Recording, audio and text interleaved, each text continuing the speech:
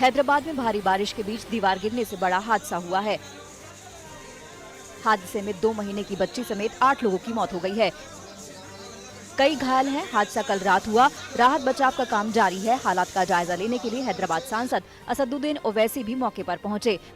हादसे में एक ही परिवार के 5 लोगों की मौत हो गई है।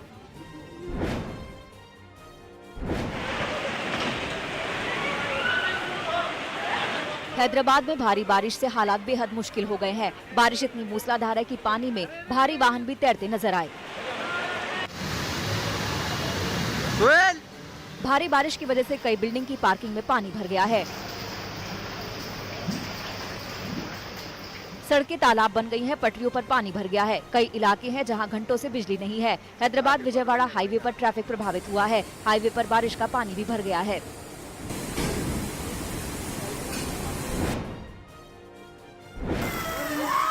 तेलंगाना में 48 घंटे भारी बारिश का अलर्ट है। केंद्रीय गृह राज्य मंत्री जी कृष्ण रेड्डी ने लोगों से एहतियात बरतने की बात कही है। भारी बारिश से राज्य में हालात बिगड़ रहे हैं। हैदराबाद में 24 घंटे में भारी बारिश हुई है। निचले इलाकों में बाढ़ जैसे हालात हो गए हैं। कई जगह पेड़ उखड़ गए हैं और बिजली के खंभे भी गिर गए हैं।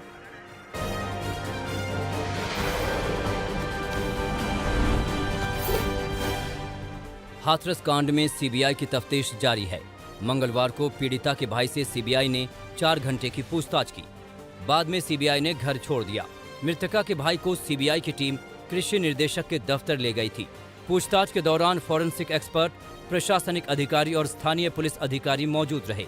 पीड़िता के भाई के बयान को मैच कराया जाएगा जो उसने यूपी पुलिस को दिया है।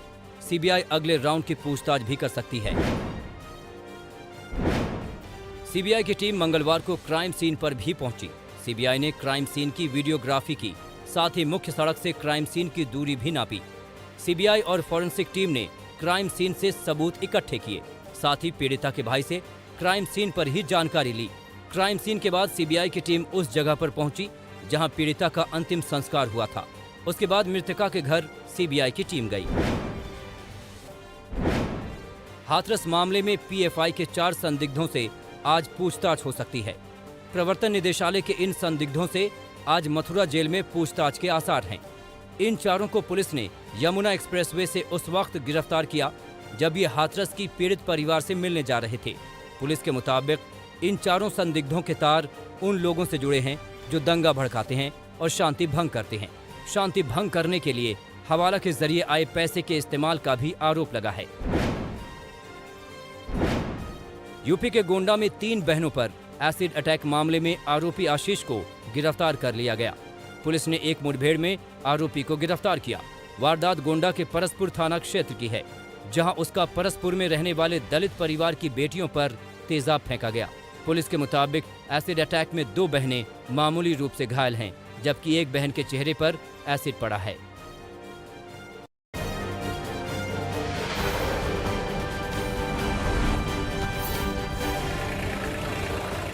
बिहार के पूर्व डिप्टी सीएम और आरजेडी नेता तेजस्वी यादव आज पर्चा भरेंगे।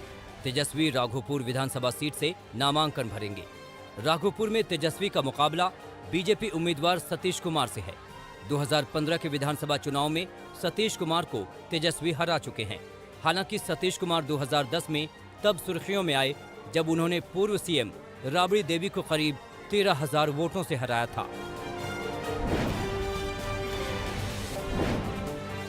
बिहार में जेडीयू ने 15 नेताओं को पार्टी से निकाल दिया है। ये वो नेता हैं जो दूसरी पार्टियों से एनडीए उम्मीदवार के खिलाफ चुनाव लड़ रहे हैं।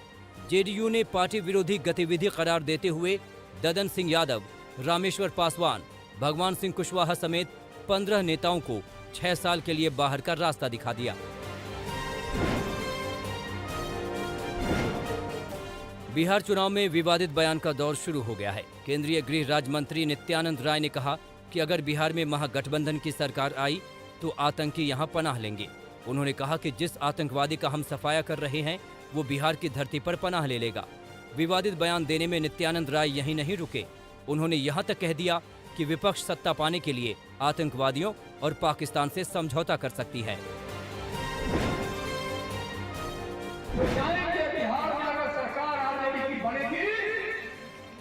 कश्मीर से जिस आतंकवादी को हम सफाया कर रहे हो आकर बिहार पनाह मिलेगा। ऐसा होने नहीं देंगे। प्रधानमंत्री जी ने सीमा सौंपा है, प्रधानमंत्री जी ने सौंपा है, हम आने नहीं देंगे, यह भी सही है, लेकिन उसका मंसूबा यही रहेगा कि वह किसी प्रकार का समझौता कर सकता है सत्ता के लोगों का। पीडीपी के अध्यक्ष महबूबा मुफ्ती की नजरबंदी खत्म हो गई है।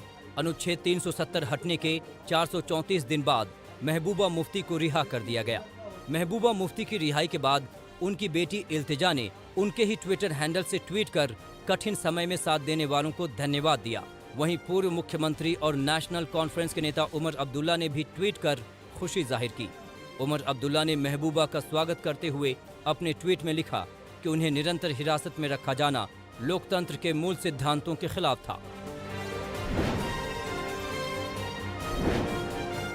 यूपी के रामपुर से समाजवादी पार्टी के सांसद आजम खान को 2 मामलों में हाईकोर्ट से जमानत मिल गई। बेटे अब्दुल्ला के फर्जी जन्म प्रमाण पत्र बनवाने के मामले में कोर्ट ने जमानत दी है। वहीं एक दुकान के रेंट मामले में दर्ज केस में भी राहत मिली है। 7 सितंबर को सुनवाई के बाद कोर्ट ने फैसला सुरक्षित रख लिया था। हालांकि दोनों मामलों में जमानत के बाद भी आजम खान जेल से बाहर नहीं आ सकेंगे।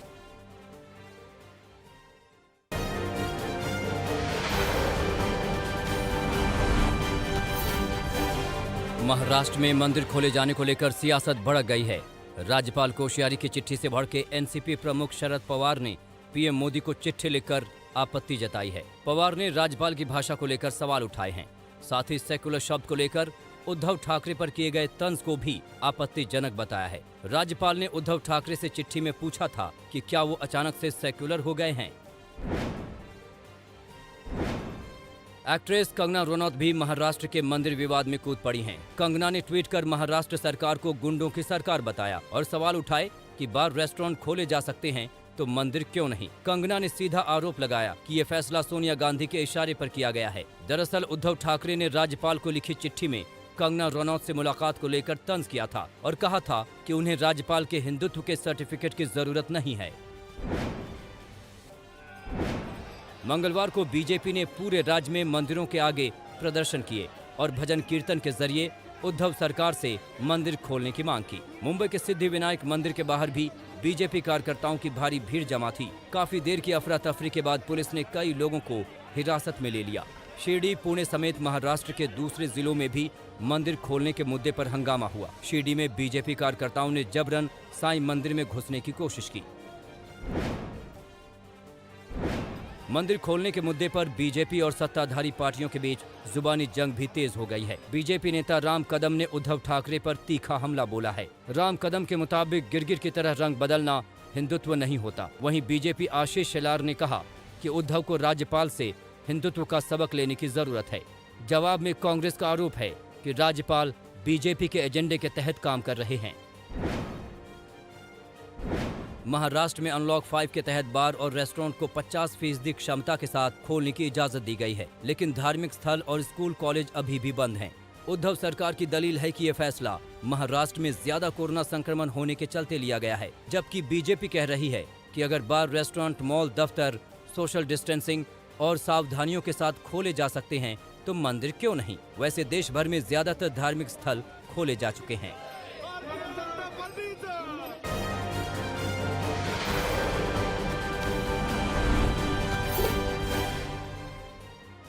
महाराष्ट्र में कोरोना संक्रमण का ग्राफ आज भी काफी नीचे है। 24 घंटे में राज्य में करीब 8,500 नए मरीज दर्ज किए गए हैं, जबकि 187 लोगों की मौत हो गई। महाराष्ट्र की कोरोना रिकवरी रेट में भी सुधार हुआ है और ये 84% से आगे पहुंच गई है। राज्य के कुल कोरोना मामले 15,43,000 से ज्यादा हैं, जिसमें करीब 13 लाख मरीज स्वस्थ हो चुके हैं। दिल्ली में कोरोना मरीजों का आंकड़ा फिर से बढ़ने लगा है। 11 दिन बाद राजधानी में रोजाना नए संक्रमण का आंकड़ा 3,000 से ऊपर पहुंचा है। पिछले 24 घंटे में दिल्ली में 3,036 नए मामले सामने आए, जबकि 45 मरीजों की मौत हो गई। राजधानी के कुल कोरोना मामले 3,15,000 के करीब हैं और रिकवरी रेट 91% से ऊपर है। कोरोना संकट के बीच दिल्ली का अक्षरधाम मंदिर करीब 7 महीने बाद मंगलवार से दोबारा खोल दिया गया। मंदिर में प्रवेश का समय अभी सिर्फ शाम 5 से 6:30 बजे तक रखा गया है। फिलहाल मंदिर दर्शन, फूड कोर्ट और गिफ्ट सेंटर में जाने की इजाजत है। मंदिर में अभिषेक पूजा और सभी प्रदर्शनियां अभी बंद रहेंगी।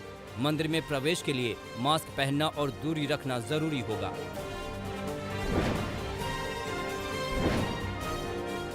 दक्षिण भारत में कोरोना संकट की स्थिति में मामूली सुधार है।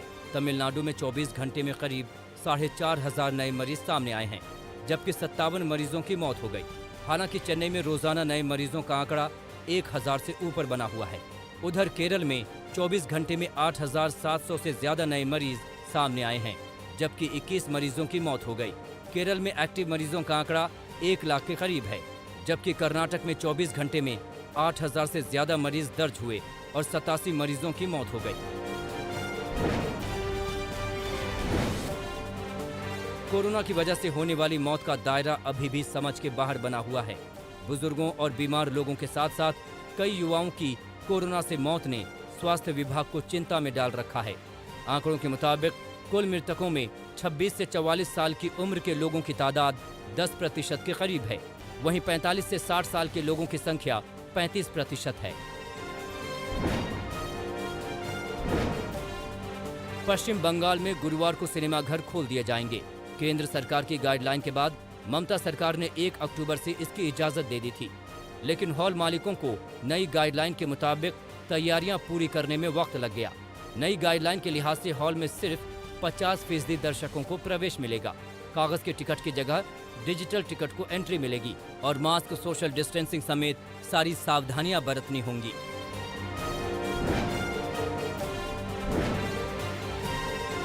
पराली की समस्या से निजात पाने के लिए दिल्ली में मंगलवार से नए प्रयोग की शुरुआत हो गई। पूसा इंस्टीट्यूट में तैयार किए गए बायो डिकम्पोजर कैप्सूल का हिरंकी गांव के खेतों में छिड़काव किया गया।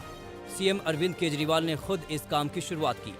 बायो डिकम्पोजर के असर से पराली खाद में तब्दील हो जाएगी। दिल्ली सरकार किसानों को ये तकनीक मुफ्त में दे रही है।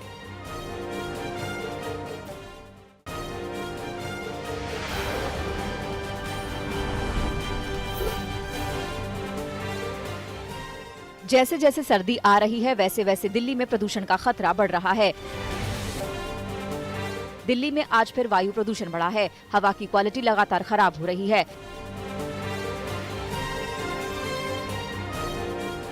गाजियाबाद का आसमान भी स्मोक की चादर में लिपट गया।